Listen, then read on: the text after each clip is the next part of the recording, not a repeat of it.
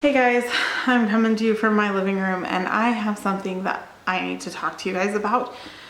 I've been getting a lot of messages lately, the last couple weeks, about Tyrez and his meltdowns and showing them on YouTube and comments about, I handled it poorly or things like that. And typically I would just ignore these comments.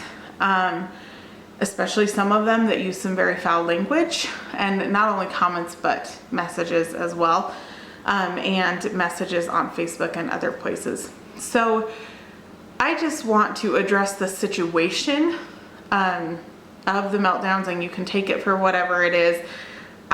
Wasn't very clear in the videos what actually happened previous to the meltdown and what caused the meltdown. I've been getting a lot of comments. Even tonight I got 2 more comments saying, the meltdowns were in loud places and he was overstimulated or things like that, comments like that. And I just need to be very clear about something. Obviously I haven't been, and I thought I've been really clear and transparent, but apparently I haven't. So Tyrez is a thrill seeker. He likes noise. He likes crazy things. He enjoys that stuff. He is not a typical autistic kid in that way. And so I'm gonna go over the 2 situations where I'm getting a lot of messages about and just kind of clear the air on everything. So the first situation is Lagoon. If you watched a couple days before that, we went to Lagoon a few days before. I think it was like 9 or 10 days before. And he did just fine. So, just to clarify, the reason why he had a meltdown, it was very clear to me, was because he didn't want to leave.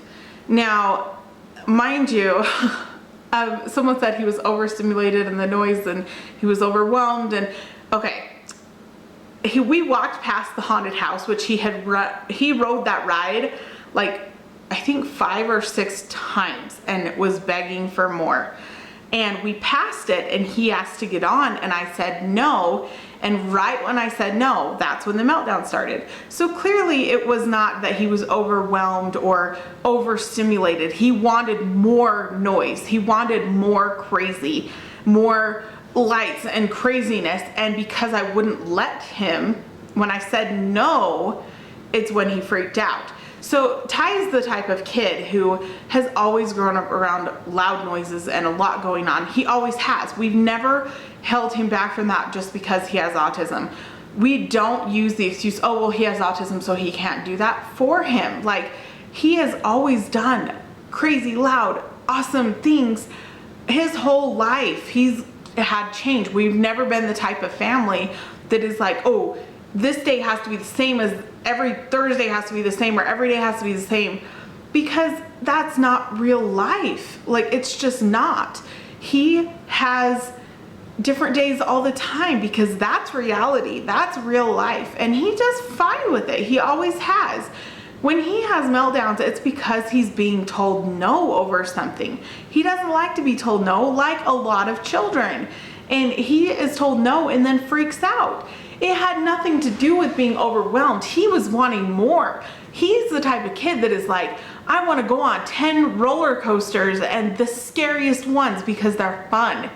And so for someone to say that, when you weren't even there for the whole situation, there's multiple people saying things like this. You weren't there for this situation. You don't know what Ty's like full time. And I try to show as much as I can, but we don't have a camera on us full time. And you don't know Tyrez like I know Tyrez. He loves this kind of stuff. He begs for it. He seriously was freaking out because I said we can't ride the haunted house again. Not because, and we were leaving. The haunted house, if you've ever been to Lagoon, you know this. The haunted house is by the exit. You have to walk past the haunted houses, both of them, to get to the exit. So he was freaking out because he wanted to ride it again, and I said no because it was already really late and I had already told him we're gonna ride 2 more rides and then we're leaving, and we rode 2 more rides, so we're gonna leave, and I have to follow through as a parent. So I follow through with him just like I follow through with my other kids. If I tell them something, I'm going to do it, including Tyrez. If I tell him, no, you can't have that, he's not gonna get it, even if he throws a fit. Even if he has the worst tantrum and I'm in tears after, I'm not going to give in, because if I give in one time, he throws a tantrum every single time I tell him no. On a typical day, he doesn't throw a tantrum when I tell him no, but if he really wants something, he's going to throw a tantrum when he's told no. So with Lagoon, it wasn't that he was overstimulated. It's that he was mad that I wouldn't let him ride it again. He loves theme parks. He has been to multiple theme parks in his life, and he loved every one of them and cried when he had to leave. He doesn't want to leave. He wants to stay and have more fun. So that's the first situation. I hope that clarifies why he was having a meltdown, and that no, he was not overstimulated. He was pissed off that we were leaving. So that can clear up that situation. The next one I want to talk about is IKEA. I've gotten a lot of comments and backlash for showing a meltdown in IKEA and for getting upset and talking about it in front of him. I do talk about his meltdowns in front of him, and I talk about them with him, because I want to clarify with him why we couldn't do that and why he was upset. And I could have handled it better, but I mean, let's be honest, what parent couldn't handle parenting situations better than they did? I mean, really, every single parent could have handled certain situations with their kids better than they have. That's just normal. I mean, that's reality. Like, you're not going to be a perfect person. You're not going to do everything perfectly, and I am no exception to that. I am not perfect. The next thing is that I've been getting messages saying, well, that was a really loud place, or that was crazy. So I'm going to tell you what happened in IKEA before the meltdown. So when we were upstairs in IKEA, if you've ever been upstairs in the Draper IKEA, you know there's toys and everything. I don't know if they're all set up the same way, but in the upstairs there's toys and stuff and like a lot of fun things. Then you have to walk through the entire downstairs to get to the exit where there's more toys and things as you pass. So when we were upstairs, he said, "Can I have a train?" And he was pointing at the trains, and he's like, he wanted a train. He kept saying, "A choo-choo, I want a choo-choo, want a choo-choo." And I said, "No, we're not gonna buy a train today." And he got upset upstairs, and the entire way, he probably asked another 20 or 30 times on the way out of the store if he could have a choo-choo, if he could have a train. And he kept trying to get out of the cart to go get a train, and I kept saying no and sitting him down, and he was handling that fine. When he saw the exit, we were right next to the checkouts during the meltdown. We were only like 2 aisles away from the checkouts. And he realized that I was leaving without the train, and he even said, "A choo-choo," and he tried to get out of the cart, and I stopped him from getting out of the cart, and he hopped over the edge of the cart and threw himself on the floor. And that's when Jackson picked up the camera, and I said, "Buddy, you can film this because I want to show what it's really like." So Jackson turns on the camera and starts filming this meltdown. And the thing is that Ty was mad about leaving without a train. I had told him no, and he was handling it okay until we left. He has been to IKEA so many times, loud stores so many times, and never had a meltdown.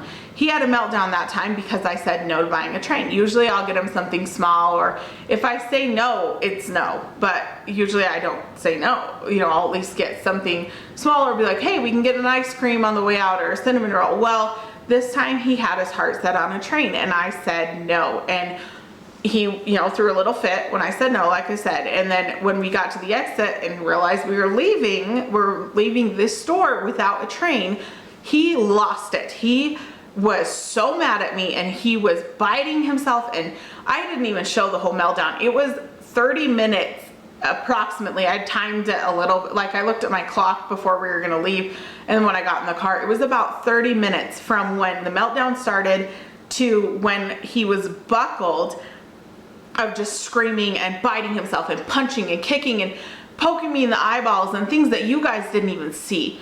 And he wasn't overstimulated. He was pissed. He wanted a train, and I said no. And that's the thing, is that Ty doesn't, me and my husband both come from very large families. We both are around a lot of noise all the time. Tyrez is a lot of noise in general.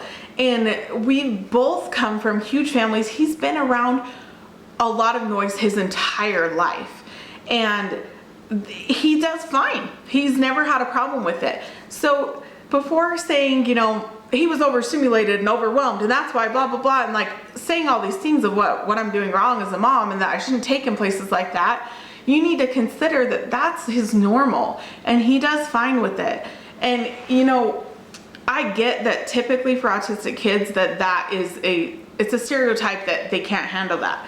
But Tyrez likes that kind of stuff. He loves going out and having fun and doing things that normally would overstimulate an autistic kid. And I'm not saying that, you know, every kid's the same, because guess what? They're not. Ty is no exception to that rule. He's different than so many autistic kids that I know. So just try and understand it from that point of view before you go saying things that you don't really understand. He is not your typical autistic kid, and he does have meltdowns, but they're usually over being told no. I would say at least 95% of his meltdowns are because he was told no over something. Because we said no to something, he had a meltdown. And he even has meltdowns at home when he's told no. Even if it's a quiet day at home, if he's told no, he's gonna throw a fit. And he's been told no many times, and we followed through many times, but he just doesn't like being told no. And a lot of kids, even typical developing children, don't like being told no. And so I understand that people mean well when they say comments and they may not mean it rude, but I've had some very, very rude messages using a lot of foul language about his meltdowns or autism or things like that, and things that you don't get. Like, unless you were a parent dealing with this every single day, or someone with autism, you have no clue what it's like. I don't care if you know someone's cousin who has an autistic kid. You don't know what it's like day to day. You don't know what this is like every single day of someone's life, living with it every day. I grew up with autistic siblings. I have an autistic child. I have a developmental delay child. I know what it's like, and it's not easy. And dang it, I wasn't gonna cry in this video, but just don't be so quick to judge, and don't judge it off of the stereotype, because every autistic kid is so different, and there's not a manual for this. There's a million suggestions and a million things that you are told that you should do, but oftentimes those don't work with your kid. And that's what people don't get, is that you may have heard something works for autism, so everyone has to do it. No, it doesn't work for every kid. It may have worked for someone, but you just need to understand that that's not the reality of it. And gosh, it's just not. And so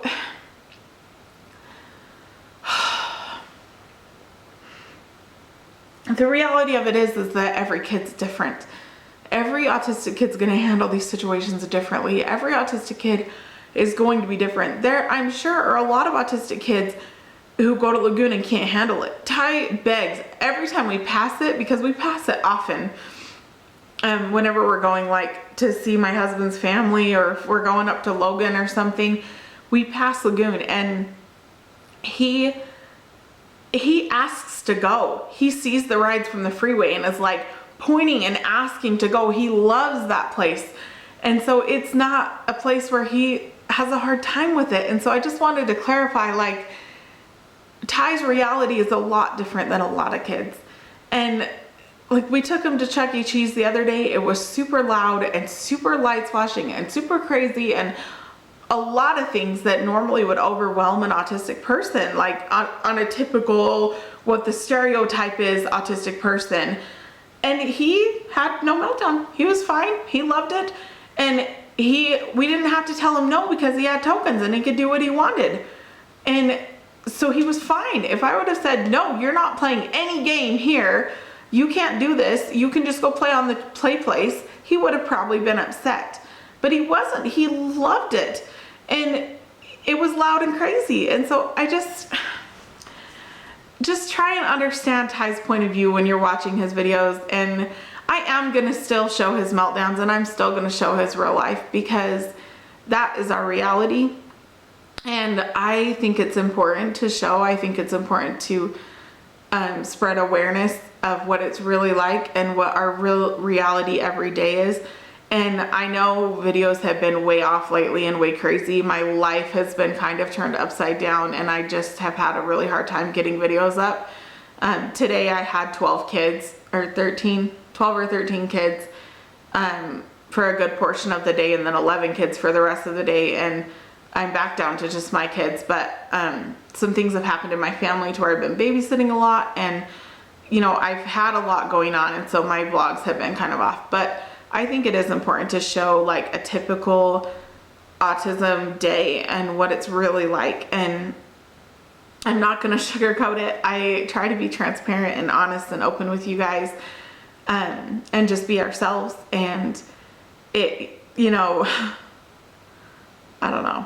And sometimes I know there's going to be hate comments, there's going to be rude comments and whatever, and normally I don't reply to them, or I'll delete them, or just not say anything, or even the messages just not replied. But I felt like that it was important to clarify those things, because I've been getting a lot of messages and comments about those things, and you know, it's important to be open with you guys and clarify the things that you don't see, especially when it gets to this point. So another thing I wanted to let you guys know is that we do have a Facebook page that you can follow us on, and I update that a lot with little things here and there. But I will not accept friend requests on my personal Facebook, even if you're awesome in the comments and I think you're great, because we need to keep some parts of our life private. And I actually update our fan page Facebook page way more than I update my personal one, but I just think that there are certain things that need to stay private in life, and Facebook, a personal Facebook, is one of those things. So I'm sorry for that, but I hope you guys can understand that we just need to have some parts of our life private. And so for those of you who have requested to be my friend on Facebook, I'm not ignoring you. I just am not going to accept the friend request, because I feel like it's not okay. I need to keep some things just separate from our public life of this. So also we do have a Twitter, and I update that a lot. So thanks for watching, guys. I'm really sorry that this was a big rant video, and I just needed to clarify some things that have been going on. So we'll talk to y'all later. Bye.